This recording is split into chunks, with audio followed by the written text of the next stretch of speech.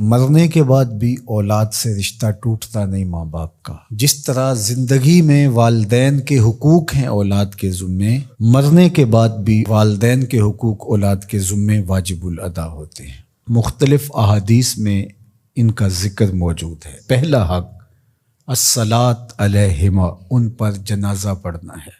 تجہیز و تکفین تدفین اس کے زمرے میں آتی ہے۔ وہ اولاد خوش نصیب ہے جو اپنے ماں باپ کا یہ حق ادا کر پاتی ہے، ورنہ ایسے بد نصیب لوگ بھی ہیں جنہیں جنازہ آتا نہیں ہوتا اور ساری زندگی لوگوں کے جنازوں میں جا کے رسم ادا کر کے آ جاتے ہیں، اور جب اپنے ماں باپ انتقال کر گئے تو یہ دھوکہ پھر ان کے ساتھ بھی انہیں کرنا ہوتا ہے۔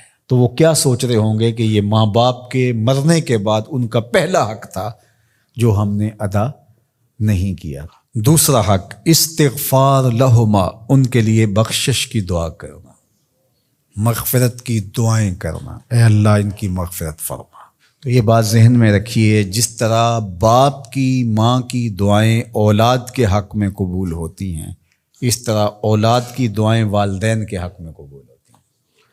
تو ان کے لیے استغفار کیا جائے۔ ایک شخص فوت ہوا اور اپنی بدعمالیوں کی وجہ سے قبر میں جکڑا گیا، تو بعد میں اچانک اس سے عذاب اٹھا لیا گیا کچھ عرصے کے بعد۔ تو بارگاہ عزدی میں عرض گزار ہوا، مالک میرے اعمال تو ایسے نہیں تھے کہ مجھے ان مشکلوں سے نکال کے کھڑکی کھول دی گئی جنت کی، تو کہا کہ تیرے مرنے کے بعد تیری بیوی کے ہاں جو بیٹا پیدا ہوا، تیرا بچہ پیدا ہوا، پھر اس نے اس کو پروان چڑھایا، اب وہ بولنے لگا اور اس کو وہ درس گاہ میں چھوڑ آئی، تو استاد نے اس کو پڑھایا، بیٹا پڑھو بسم اللہ الرحمن الرحیم، تو اس نے یہ پڑھا، مجھے شرم آئی کہ اس کا بیٹا مجھے رحمان الرحیم کہہ رہا ہے اور میں اس کو عذاب دوں۔ اللہ اکبر۔ اولاد نیک ہو تو اس کا فائدہ ماں باپ کو پہنچتا ہے۔ ایک حق یہ بھی ہے کہ اولاد نیک ہو، چونکہ اچھے اور برے اعمال قبر میں ماں باپ کو پیش کیے جاتے ہیں۔ اچھے ہوں تو خوش ہوتے ہیں، برے ہوں تو انہیں تکلیف پہنچتی ہے۔ اس لیے ماں باپ کا مرنے کے بعد جو اولاد کے ذمے حق ہے، ان میں سے ایک حق یہ ہے کہ وہ نیک اور صالح ہوں تاکہ ان کو قبر میں راحت پہنچے۔ تیسرا حق ماں باپ کا جو اولاد کے ذمے ہے وہ انفاذ العہد ہے، ان کے عہد پورے کرنے، ان کے وعدے پورے کرنے۔ یعنی انہوں نے جو عہد کر رکھا تھا کسی وجہ سے پورا نہیں کر سکے تو اولاد کے ذمے ہے کہ وہ اس کو ادا کرے۔ وہ عہد اللہ سے بھی ہو سکتا ہے اور اللہ کی مخلوق سے بھی ہو سکتا ہے۔ اللہ سے کوئی منت مانی تھی، پوری نہیں کر سکے، اسی طرح مخلوق کے ساتھ کوئی وعدہ تھا، اس وعدے کی تکمیل نہیں ہو سکی تھی تو ان وعدوں کو پورا کرے۔ اس طرح قرض دینا تھا کسی کا اور انتقال کر گئے تو اولاد اس کو اپنی طرف سے ادا کرے۔ اس کا اگر مال ہے تو اس کے مال سے ادا کر کے اس کے بعد پھر جو ہے وہ اس کی وراثت تقسیم ہوگی، اور اگر مال نہیں بھی تھا تو پھر بھی اولاد کے ذمہ ہے کہ اپنے باپ کا قرض ادا کرے، اور یہ اگر جنازہ پڑھنے سے پہلے کر دیا جائے تو یہ سب سے اچھا اور سب سے بہتر ہے۔ ایک تو یہ ہے کہ انہوں نے جو وعدے کر رکھے تھے، ان کے جو عہد تھے وہ پورے کرے، لیکن اس کے زمرے کے اندر وہ واجب کی سطح تک تو نہیں ہے، لیکن ان کے حقوق میں سے ہے کہ ان کے معمولات خیر کو جاری رکھے۔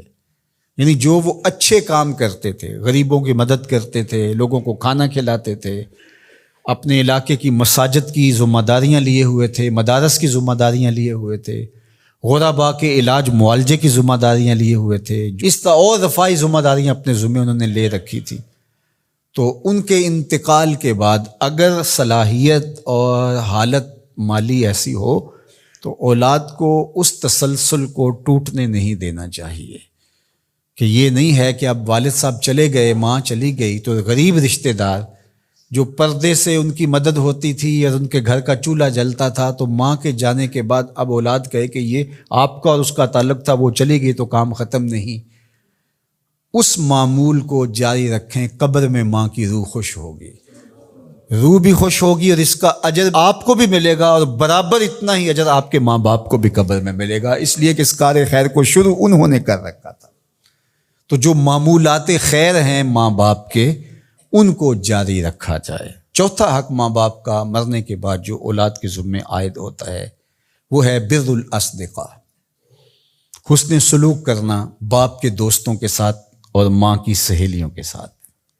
خالہ ماں کی جگہ پہ آتی ہے اور چچا باپ کی جگہ پہ آتا ہے، تو ماں کے انتقال کے بعد جو ماں کی طرف سے رشتہ داری کا سلسلہ ہے اس کو توڑ نہ دیا جائے کہ اب ماں نہیں رہی تو رشتے بھی ختم، اس طرح باپ نہیں رہا تو رشتے بھی ختم، تو ان کے ساتھ صلہ رحمی کی جائے۔ مرنے والے والدین کے حقوق کو کون ہے ایسا دین جو اس طرح بیان کرے گا؟